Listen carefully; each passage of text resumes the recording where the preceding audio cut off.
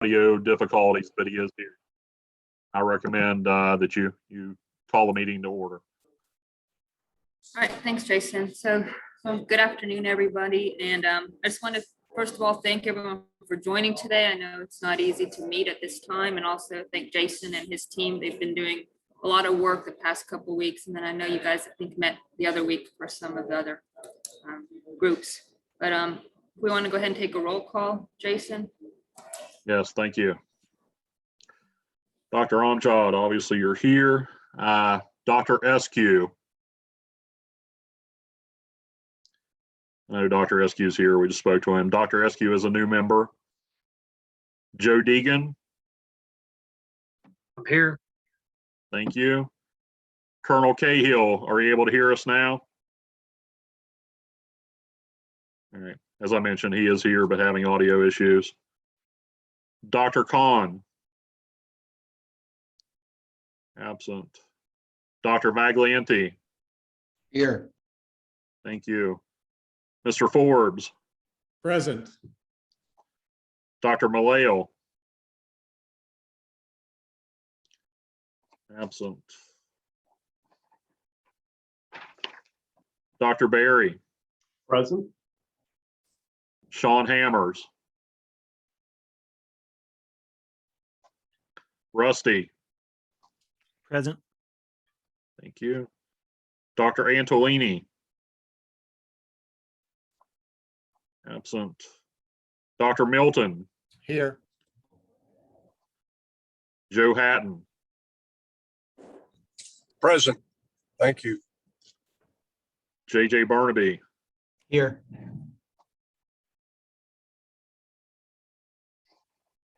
Okay, Dr. Amjad, we do have a quorum.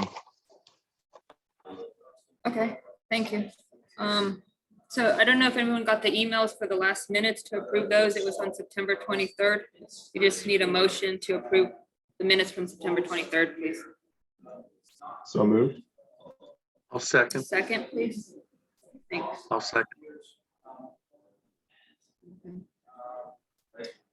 Are there any nays on approving the minutes? Okay. Thanks. And then we have to go over any previously public comments for the group.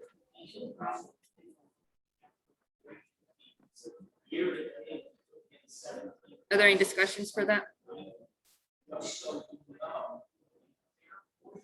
There's a fair amount of background noise from somebody's phone, but this is Joe Hatton. The doctor from New Jersey that submitted some comments had an attachment, but I didn't see the attachment. If there was an attachment, maybe that could be forwarded out at some point.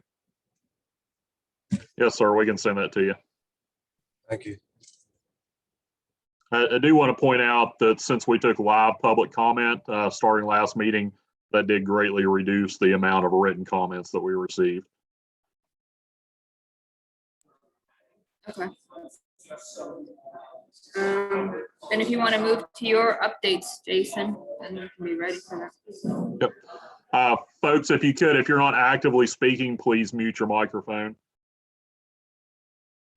So to give a very brief update on Office of Medical Cannabis activities, so far we've received 5,235 patient applications.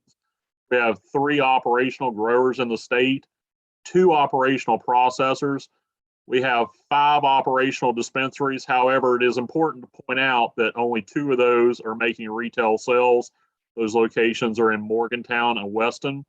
The other 3 are operational from our standpoint, but those are not vertically integrated businesses, meaning they have to reach an agreement with an active grower processor to obtain products in order to start retail sales. OMC continues its public information campaign to encourage early patient adopters. We're using multiple methods for that. Social media, we purchased billboard space across the state, also in-person patient sign-up events, and various other electronic methods. We have seen a very large increase in the rate of patient applications that are coming in. since the first 2 retail dispensaries have opened in Morgantown and Weston. Any questions from the board members about office activities?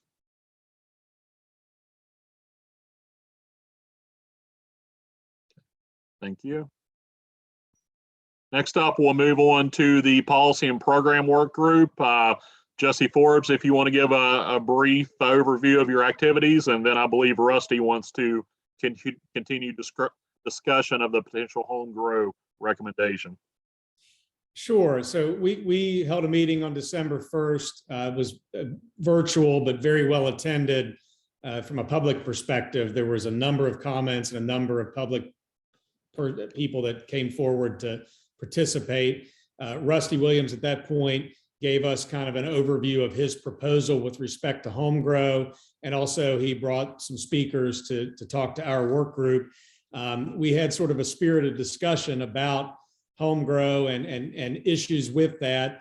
Ultimately, from my perspective there, we sort of settled with that as this program continues to be implemented and it's in its early stages, seeing it actually be active now with dispensaries in the state, that at least from my perspective, I felt that we may want to hold off on making any formal recommendations right now until we sort of get a better feel for how the program is doing from a statewide perspective, the implementation of this law and the ability to help patients and make sure that the industry is viable.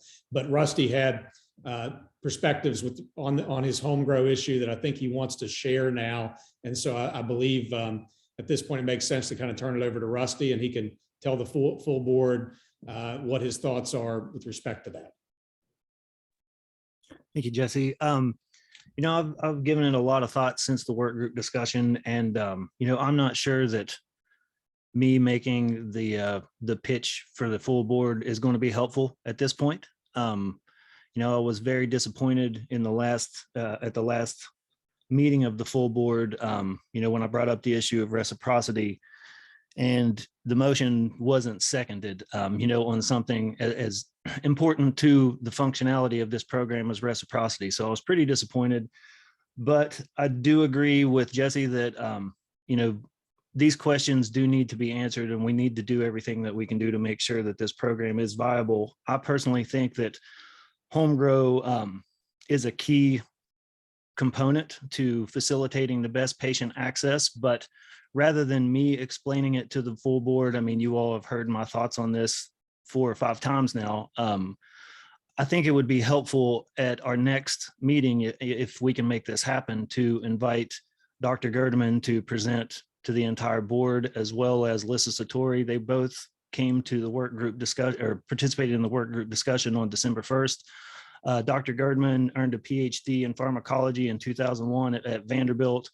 With a special focus on cannabis and cannabinoids. And for over 15 years, he's conducted biomedical research on cannabinoids with funding from the National Institute on Drug Abuse. So he knows this issue inside and out. He's one of the most respected voices from the scientific end of cannabis in the industry.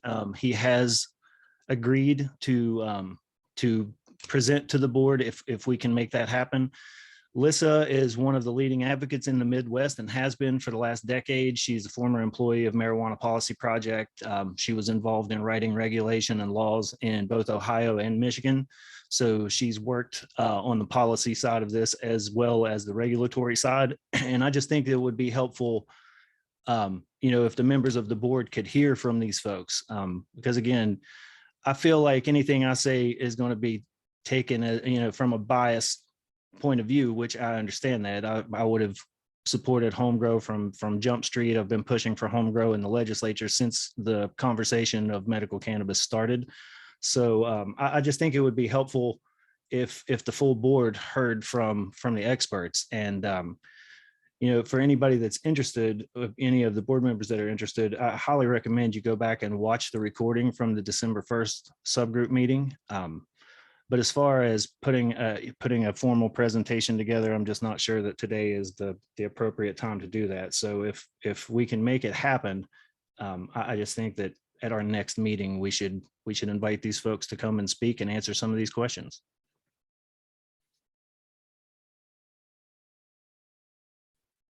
And as far as if that's taken as a motion to put this on the agenda for the next meeting and to allow Rusty to invite some speakers to try to help give us more information as a full board, I would second that motion with the understanding there's going to have to be some kind of strict time limits given the amount of time that we have on these agendas. We had a multi-hour meeting on December 1st over these issues, but I would second the motion to put this on the agenda. I think at that point we'll have more data as to how the program is doing as it continues to be implemented, hopefully more around the state. And at that point we'll have a little more information as opposed to making some kind of decision on whether we want to recommend this to the legislature right now or not. Dr. Amjad, if it's okay with you, it sounds like we have a second in motion. Do you want to take a vote on that? Yes, we'll just make it simple. Does anyone oppose that motion to have the come on here? Then we'll put it on the agenda. Well, is there a way to discuss this? Is there a way to discuss it for a second? Just a question before we vote on the motion. Normally we allow for some discussion. Yes, sir. Okay. I would just add that if there's someone that I or some of us on the board could find that could speak to the problems with home growth, an expert from outside, that could be an addition, that we just basically have both sides of the story presented at the same time. Sure. From the office perspective, I can work with both Joe and Rusty to invite the proper speakers. And that makes sense to me completely that we have, I think we want all viewpoints of this so the board can make an informed decision about whether we're going to recommend something or not. Okay. And to be clear, the question would be specifically regarding arguments in favor and arguments against home grow, just so I'm clear on what we're voting on. Yes, just putting on the agenda the discussion for the full board and some presentation on the pros and cons of home grow, and then essentially just a presentation to the board, and then we can take whatever action or not take an action at that point. Thank you. The motion should include time limits because these two individuals droned on during that first meeting. So what's the suggested time limit would you guys have then, since you've already had them talk with you? How long would we have, Jason? I mean, is the next meeting going to be virtual or in person? Do we know? And are we still talking about an hour for the overall meeting?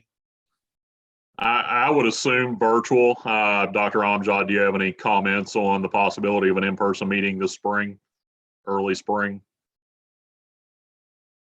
It's really hard to say, but if we're getting people from expert opinions from, I don't know where they live, we can plan a Zoom. That way it's easier than asking people to drive in somewhere.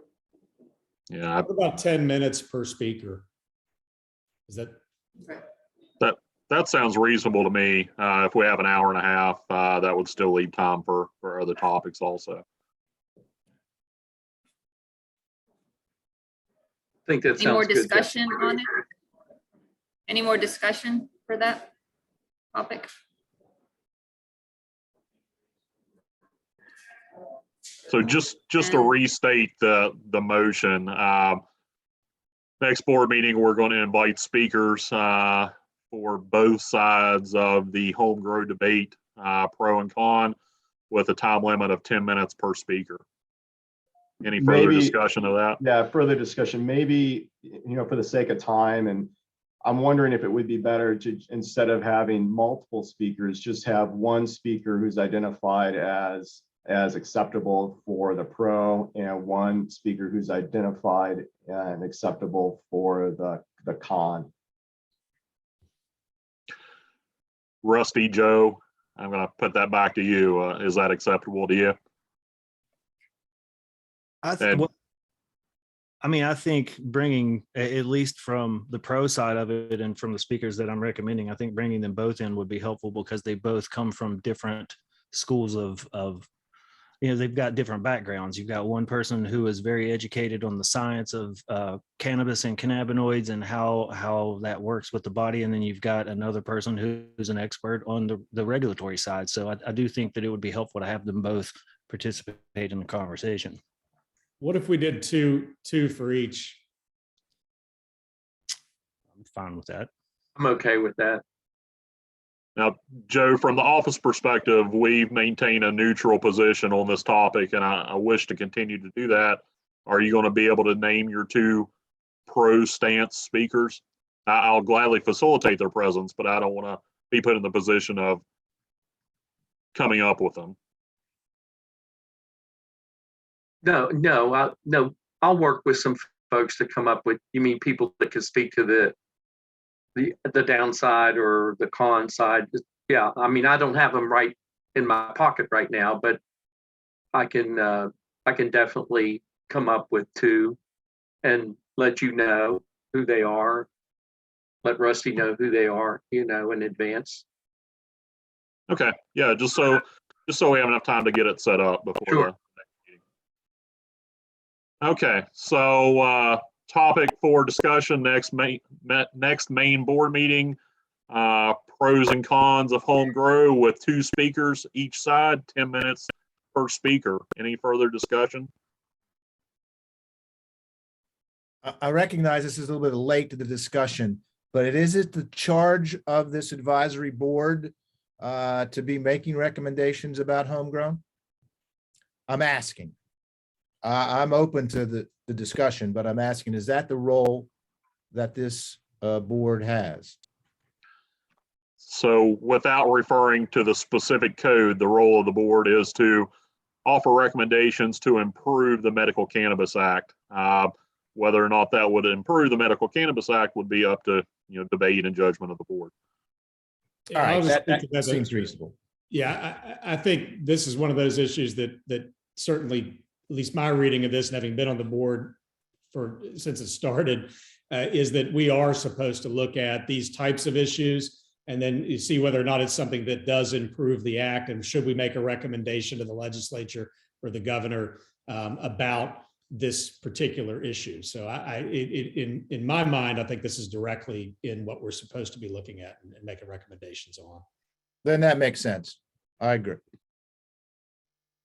Okay. Any further discussion?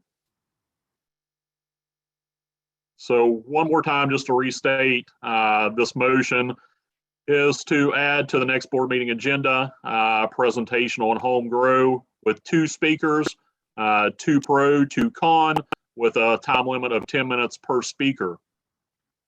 Does anyone oppose that seconded motion? Okay. Dr. Amjad, I would say that has passed. Thanks, Jason. Okay. Rusty, do you have Anything else? anything further? No, that's it. Okay. Mr. Forbes, do you have anything further for your work group? No, not at this time. There's some other issues that we've discussed generally, but I think those are things that we can continue to tackle in the work group and then present to the full board later. So there's no other update that we have. Okay. Moving on to the health and medical work group, I'll turn it over to Dr. Berry. Thank you. Yeah, we were able to meet and had much better participation this last go around, and also had good public participation. And really we were trying to revisit the idea. Of course, the recommendation was to add dispensed product, cannabis product, to the prescription drug monitoring database, or the vendor that we have in West Virginia is CSAP. And so all of us were unanimous in the desire to put forth this recommendation. And a lot of the discussion was centered around how much information do we want. So at a previous meeting, we had discussed maybe it's sufficient just to have the fact that cannabis has been dispensed on the report. But the more we talked about it, and the more we looked at a model such as Ohio's ORS program, their PDMP program, it seemed to make the most sense and have the greatest value for physicians to have the details like Ohio does. And so our recommendation is to add dispense cannabis product to the controlled substance prescription program with the details such as type of product, potency, and quantity, and really use Ohio as a model for this. So that was the recommendation that comes forth from the subcommittee.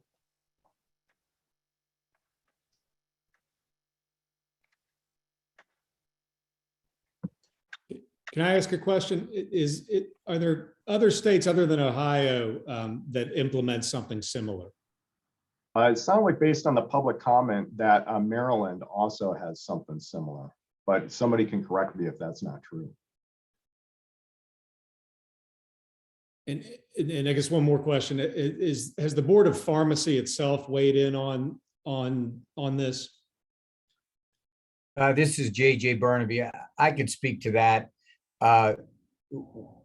The board is much in favor of reporting of this to the Controlled Substance Monitoring Program, if that's your question. Yes.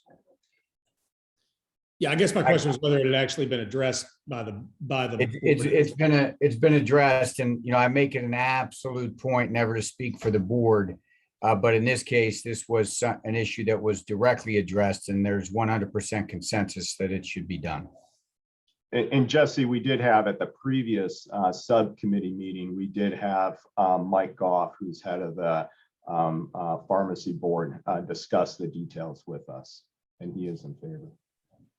Has there been any concern from industry about how this will affect the rollout currently? Because that's one thing that's come up in our subcommittee when we were talking about home grow and other issues, and it's a concern I keep repeating, but I've got real concerns about adding things to this without having the industry as viable as it might be, as it's in its infancy here with 2 dispensaries open. Has there been any concern or blowback at all from any of the industry folks?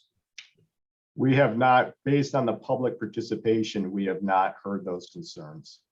Though I would anticipate it would be another, level of burden for the dispensary to have to put it in there.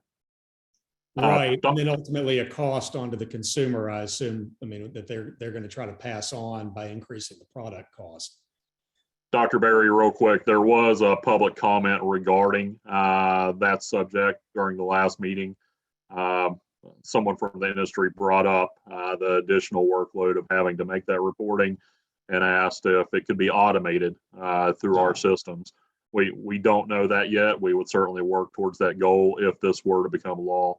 But it's too early to give a complete answer. Thanks, Jason. I have a question.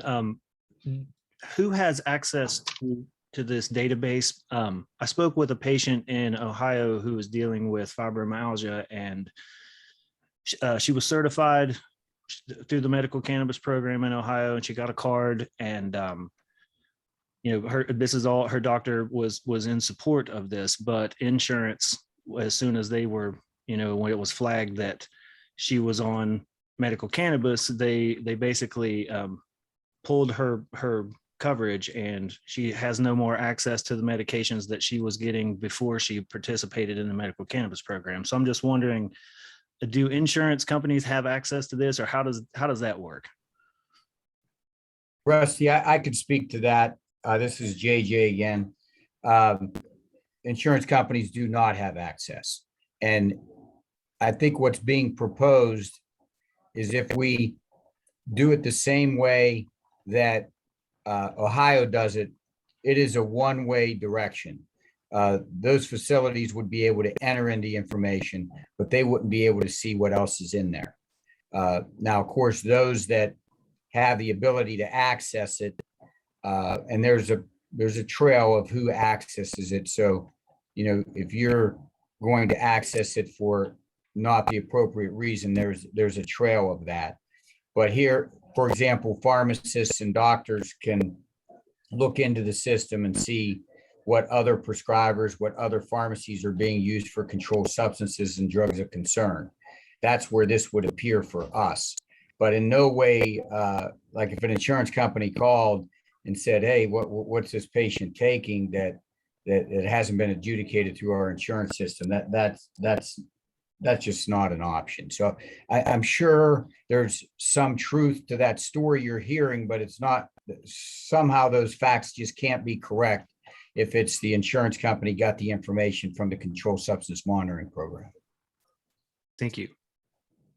Hey, one more, was there any discussion or debate about whether a dispensary doing this somehow violates any confidentiality for the consumer?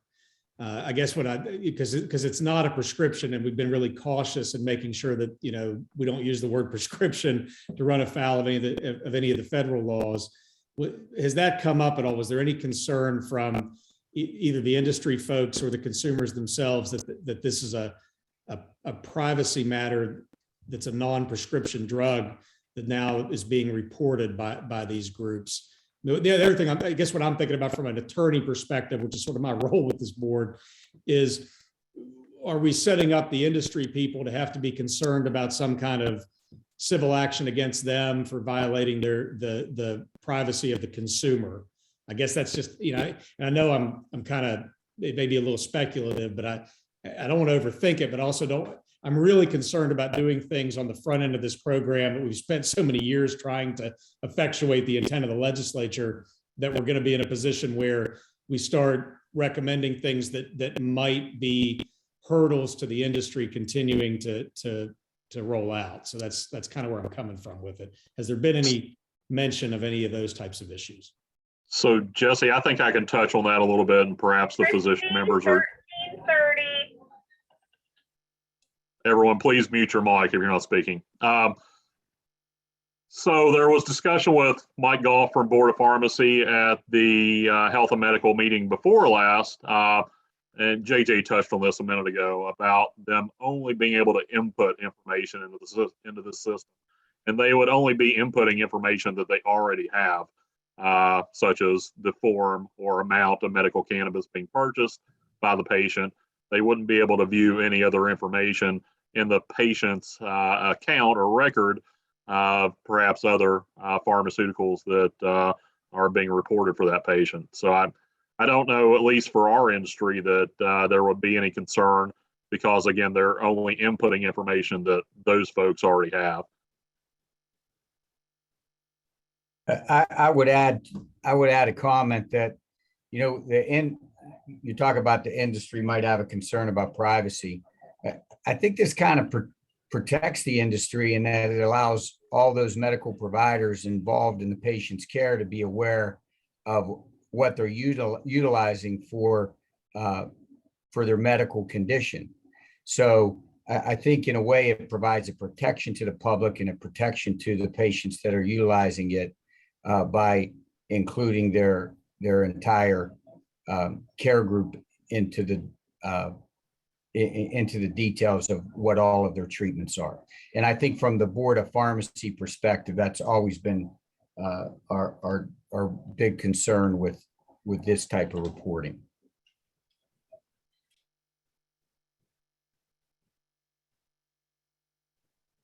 I would support JJ's statement. I think this is about drug interactions. This is about usage. This is about adverse effects. This is the same goal that in any controlled substance program is the standard. And I think that's why the subcommittee supported this. So this is Joe Hatton. Will this board have access to that data in an aggregate at least to know what some of the challenges are and the good parts of it?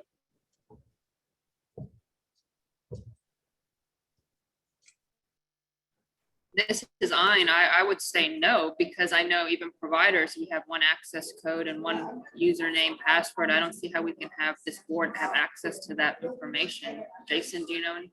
I would not see how that's possible. No, I think it would be outside the board's scope to have access to that information. Certainly, we can provide overall information, again, about how much medical cannabis is being purchased by the overall population of West Virginia, but the board wouldn't have access to individual patient information if that's what's being asked. Now, I don't want individual information, but I want to know kind of the average dosage, if there's problems with the dosages, if it's one area of the state that's being served and not other areas, that all Oh, that yeah. information Yeah, will all be valuable in terms of fairness across the spectrum. That information could absolutely be provided, but I think that doesn't necessarily correspond with what's being discussed. That's overall information, and what we're talking about here is reporting on individual patients to a system. Mr. No, Haddon, but that's just the to, report that you should get out of that. That's my point. and just to close the loop on that, the state does have epidemiologists that scrub all that material in the controlled substance monitoring program, and they provide a public general report that would, I think would include exactly the kind of things that you're talking about. They're not patient specific, they're category specific, and they're very helpful. So I think if you're asking if that will be available in aggregate, yes, and it won't really have anything to do with our board. Thank you. And the office is also able to produce that information in a system separate from CSAP or C-to-cell.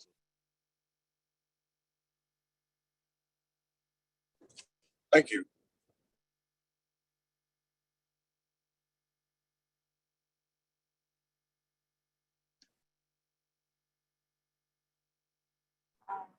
Any further other- discussion?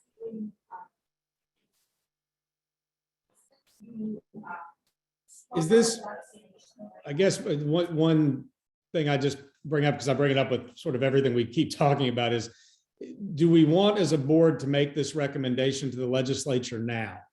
That's the only kind of concern I keep coming back to, is we've got 2 dispensaries open, and I don't want to see us make a recommendation that causes any more concern amongst the industry that might delay this program as the law stands rolling out. Is that something anybody else has a concern on, or does the department itself have any concern with that, with us making this type of recommendation now? My understanding is we're an advisory board. I've served on several of these, and this recommendation doesn't necessarily mean that the legislature will accept it or act on it. Agreed completely. I mean, our role is just to make a recommendation to them. I just know that those things tend to make splashes sometimes that can be somewhat concerning when we don't have a lot of data from the industry actually becoming effective under the current law. But I hear what you're saying. We're not making any final decisions here. We're just making a recommendation. And I believe this is a patient safety issue, and I think that is the charge of this board. Although I recognize the bigger picture that we don't want to throw roadblocks in the development of this program. That's what I keep coming back to as well, is that if we're going to err on the side one way or the other, we need to err on the side of patient safety. And it seems to me, just like with any of the other medications that are, the similar vein, that the best way to do this is to have as much transparency and detail so the physician can have an educated conversation with the patient. I would agree with that. And I also think that if we make the recommendations now, then the other industries can know how to get on board. We can see how it's accepted or rejected by the legislative body. And it also might allow some more doctors to want to sign up to give the medical cannabis, because we know that some doctors are fearful of it for different reasons. I think it opens that kind of dialogue now rather than later.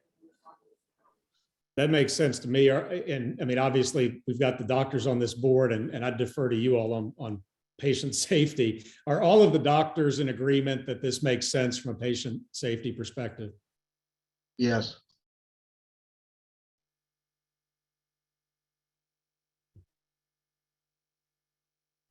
Thank you.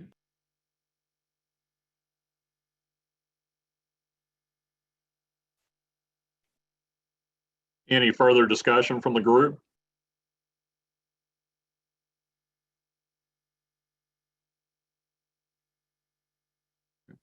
Does any member wish to make a motion that this potential recommendation be considered? So moved. This is JJ. I'll second it. We're going to try it the simple way. Are there any nays?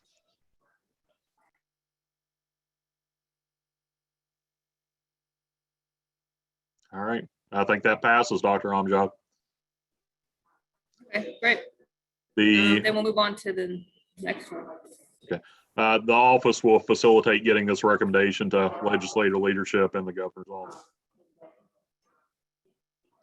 Dr. Barry, anything else from your work group? That was all that we handled last work week. All right, thank you.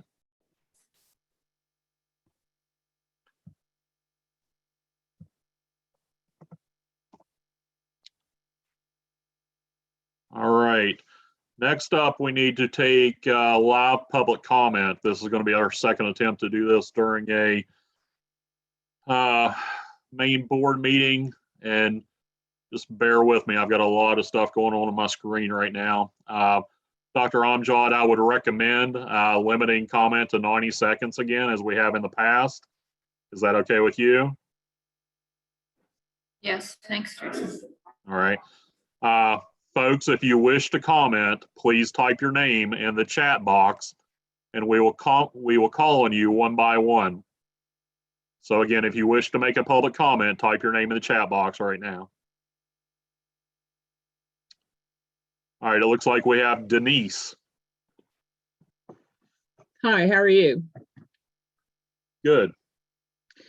My comment is, what is taking so long? There's so much study. There's so much, we've got to dot this I, we've got to cross this T. I'm looking at a chart of all the medical cannabis programs that's been implemented nationwide. And, you know, some of them are 13 months after it was passed, sales began. And, you know, West Virginia is still at 4 years and only 2 potential dispensaries, and those from the same company. And a lot of places there's a distance issue. But my comment is, why is West Virginia taking so long? I mean, I realize there's certain aspects to consider, but you know, there's other states out there that have implemented this. It's helping the patients, it's providing tax resources to the state, and you know, it's not like there's a whole lot of people here that are going to be out there on the streets with drugs. We're trying to get relief from medical issues. I just don't understand why it's being talked to death and researched to death, and different groups doing this. What has happened in the last 4 years? Has anything not been established or set up from that time frame? Okay. Now, Dr. Amjad, this is public comment. There was a question in there. I'd be happy to address it from an office perspective if you want me to. Yes, I think that's a good idea, because I think there's several things to address in Denise's comment. I can assist if you need. Sure. Thanks, Denise. I'm Jason Frame. I'm the director of the Office of Medical Cannabis. So just to give a very short overview, the Medical Cannabis Act was passed 4 years ago. However, immediately after it was passed, a banking issue was recognized. The state's banking vendor that would basically house all the fees and taxes associated with this program decided it did not want to house funds associated with medical cannabis because it is illegal at a federal level, and banking institutions are regulated at a federal level. It took until fall of 2019 to address that issue. There was legislation required, but finally a banking vendor was set up to house the medical cannabis fund that again would take all those taxes and fees. So I know it's difficult, but you have to throw those first 2 years out. We started implementing the actual program in fall 2019 after those banking issues were solved or resolved.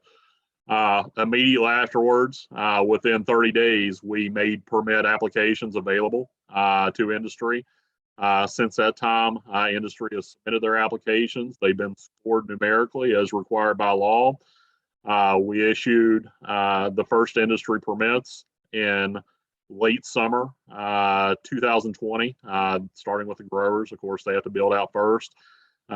Next came the processors, and finally we issued dispensary permits in early 2021.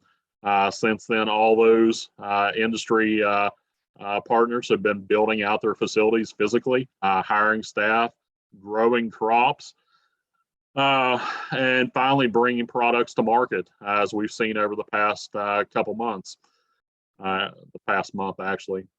So from the time we announced permit availability to the time the first product purchases were made was less than 2 years, which aligns well with program rollout in other states. So again, I know it's been quite a while since the act was passed, but we faced monetary issues that other states did not, and that was out of control of DHHR, BPH, and the Office of Medical Cannabis. So I hope that addresses your question. Let's go back to the chat. I do want to thank you for that. I think I want to add this comment. The only thing I can see as well is the patient's hands are tied because they're not allowed to purchase out of state to help with their symptoms. So, we're still at the same point that we were when, anyway, that's my comment, but thank you for your information. Thank you. And just to address your second question there, the Medical Cannabis Act only allows for reciprocity in the case of terminally ill patients. It would take legislative change to expand that. OMC did attempt to establish those agreements, but unsuccessfully with neighboring states. Next in the chat, we don't have a name, but it looks like Jay Martinez comments on this not live streaming to YouTube because of the change to take live public comment through this forum during the last meeting. And of course, this one, it made live streaming to YouTube redundant. The meeting will be posted to DHHR YouTube shortly after we conclude. If folks wish, they can review the meeting there and submit written comment afterwards. It looks like Kevin Waugh wishes to comment. Kevin, go ahead. Hi, good afternoon. Thank you for your time. A few questions. Just went over the video before this meeting of the March 18th, and the CSAP issued MCAB, or the Office of Medical Cannabis, said that they would bring their legal team on for any legal ramifications or anything that may happen. I just wanted to know if OMC did have a legal team to look over that before they pass this. Also, what is the Office of Medical Cannabis doing to more streamline the process of getting applications processed? 30 applications a day get processed. To reach the 50,000 patients would probably take about 7 years, which I would assume that's probably why the industry is kind of lagging to get up and rolling also. And another thing the lady had issued, Miss Denise did, was a reciprocity agreement. Can we just, somebody bring up something to say West Virginia accepts medical cannabis cards from any state with an active medical cannabis program? I think that's the simple language that, that can be discussed and maybe voted on. Thank you for your time. So you had several different questions there, Kevin. As far as legal review, that will be part of the process of sending this recommendation to the legislature. We did have discussions with legal regarding the initial suggestion of this going to CSAP. There weren't any comments about the legality or illegality of that proposed recommendation, but now that it has passed, it will flow through legal before it goes to the legislature on the DHHR end, and certainly any legal counsel that the legislature wishes to employ also. As far as your last suggestion regarding reciprocity, that'll be up to the board members to comment on. Any comments from the the board members? Yeah, I'll just make a brief comment. At the last meeting of the full board, I did make a motion for this board to take up the issue of reciprocity. That motion was not seconded, but since then I have spoken with a number of lawmakers, both in the House and Senate. Reciprocity is definitely on their radar, and I'm hoping that this is something that we can get the legislature to act on without any action from this board. And Kevin, I apologize. I think there was a second question or comment there in the middle. Can you repeat that? Yes, it was the OMC processes 30 patient applications a day. And that would take about 7 years to get up to 50,000 patients. So what is OMC going to do, or what are they working on to streamline and try to get more patient registrations approved, to get the numbers up, to try to get the industry moving and encourage them to get built out, get the dispensaries up and rolling? Thanks. Sure. OMC is constantly expanding. We are working to bring in more staff to speed up that process. I can specifically address it. Over the past couple of weeks, we have slowed down a little bit in approving applications, and that's because we dedicated a lot of staff to in-person patient sign-up events over the past couple of weeks. That same staff is the staff that reviews these applications. So we were up to about 85% applications reviewed as of about a month ago. That's drifted down to about 76% over the past couple of weeks.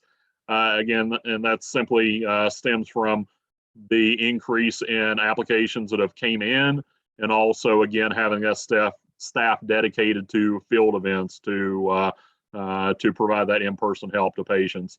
That issue should resolve itself fairly quickly, and again, we are actively bringing on more staff to address the issue also. Okay.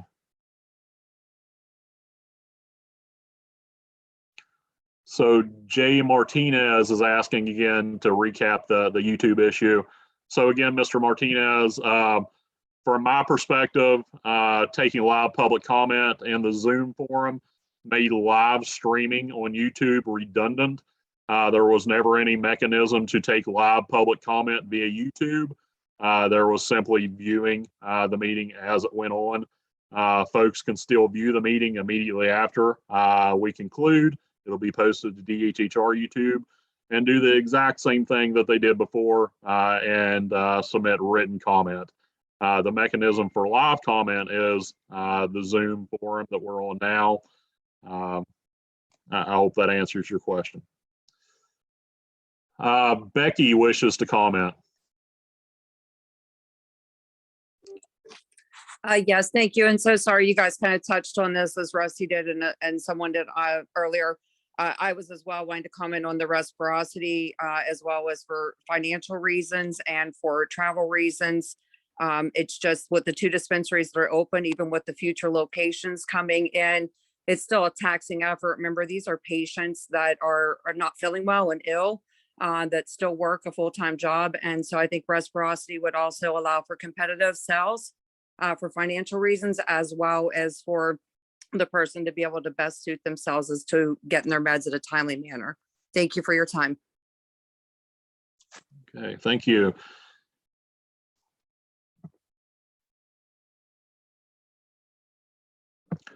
All right, it looks like Jay Martinez wishes to speak. Go ahead, Jay. Good afternoon. Is everyone able to hear me? Yes, sir. Good afternoon to everyone in the board. I want to start off by simply stating that every coin has 2 sides, and I understand that it is necessary to have an important discussion. As stated in my comment, however, I'm not sure if there's any representation in this meeting today to speak on behalf of military combat veterans. I don't want to speak just on behalf of combat veterans, but the veteran community at large. I'm a 36-year-old combat vet. I was 21 years old when I made it out there into the sandbox. And believe me when I say 22 a day is very, very, very real. I've lost 2 friends to suicide. I've faced 2 suicidal battles myself. And if it wasn't for having illegally obtained this medicine, I don't know that I would be here still. even if it's just to chill me out, to, to give me perspective other than my own. And I know that I'm not the only one. Are there other recourses? Absolutely. I'm personally, I try to stay fit. I'm big into outdoor recreation, but that's not enough. I understand everyone's hands are tied, especially at the federal level. But your military veterans answered the call to your country. And I know you folks are not the decision makers. I understand that 100%, but you are in a position of influence and power. So please do not let your military veterans down. Do not let us down when we've needed, when our nation needed us, we were there. We need you guys here. Please, please, guys, consider at least allowing us to grow our own medicine at home. I promise you that would also lead to other things, such as teaching us about our own nutrition and health and other things that we consume. That's all I Mr. want to say. Martinez, Thank you. I apologize, but your time has elapsed. Thank you, sir. I appreciate your time, everyone. Thank you. Let's see. That looks like all we have in the chat right now. Anyone else that wishes to comment, please type your name in now.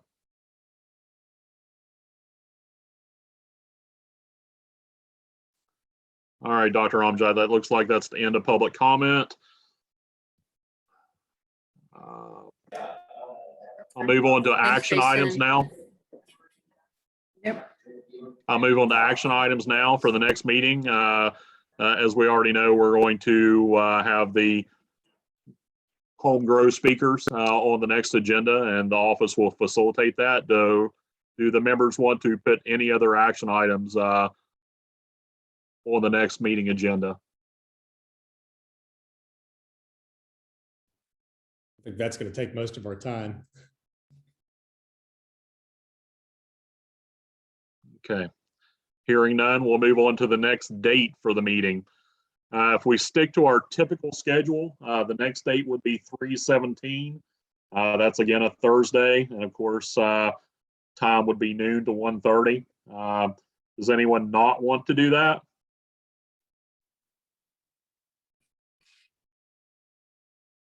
Okay. Hearing no discussion of that date, we will stick with 3/17, noon to 1:30 in a virtual format, unless the situation changes between now and then.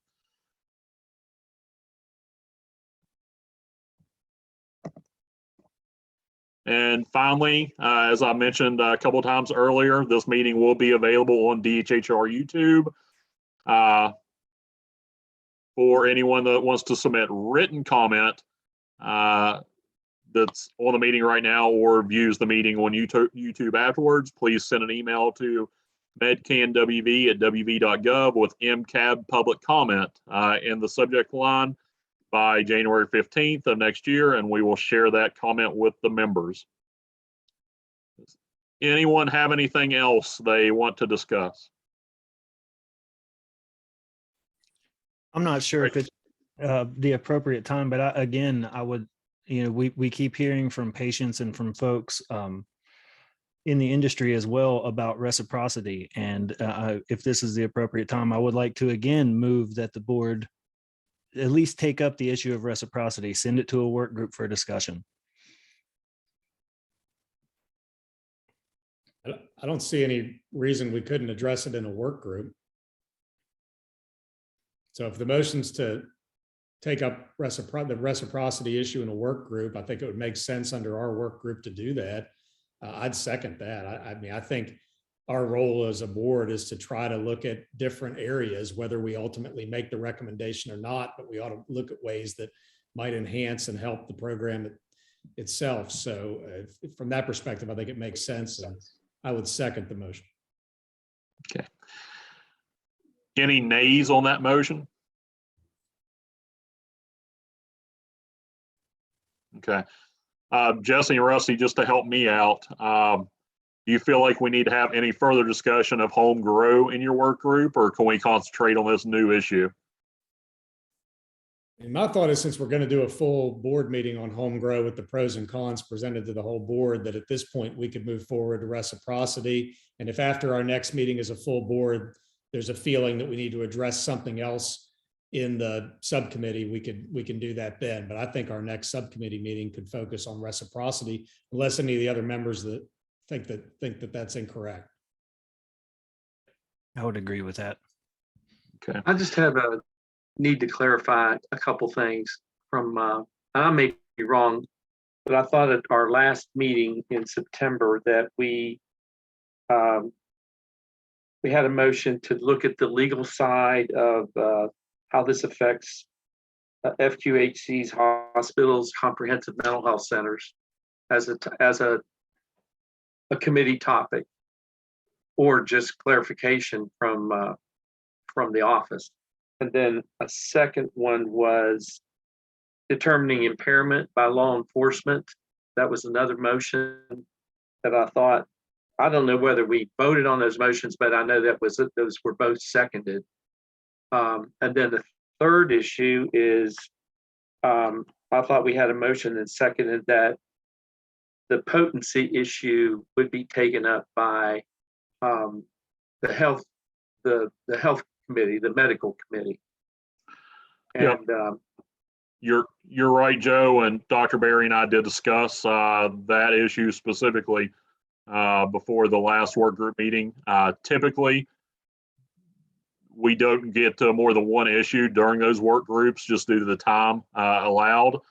But now that Dr. Berry's work group has been cleared from the previous discussion, I think definitely the potency issue would be next on the list for discussion in that work group. And Okay.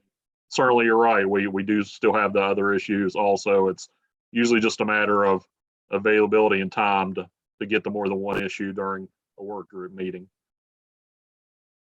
so we do have the effects on FQHCs, hospitals, et cetera, and how to determine impairment by law enforcement, as well as the potency issues are all issues that we still have on the docket to take up. Yes, sir, you are correct.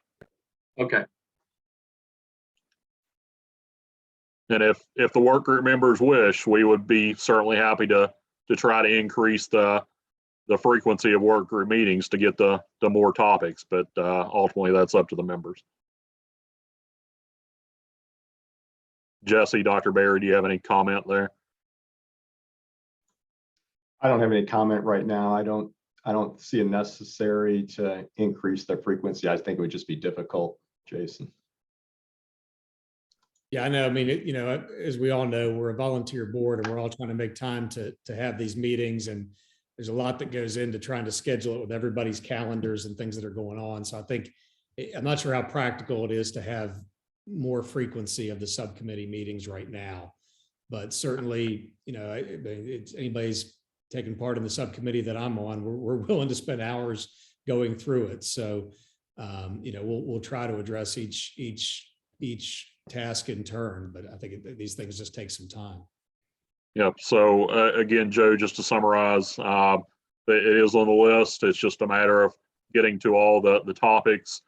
The last health and medical work group meeting was a little shorter than I had anticipated. Typically work group meetings run over, if anything, but we did make good progress there in holding the meeting. It has proven difficult to get that group together in the past, but with the new membership, we were able to make that happen. So we'll continue to push that in the future. Any other comments before we close out the meeting? All right, Dr. Amjad, I'd recommend taking a motion to close the meeting at this time. Just want to thank everyone for joining and the public comments as well, and we'll see if there's a motion to adjourn for today. So moved. Second. Any nays? Yeah, I think we're done. All right. Thanks, everybody. Have a good, thank you. Bye, everyone.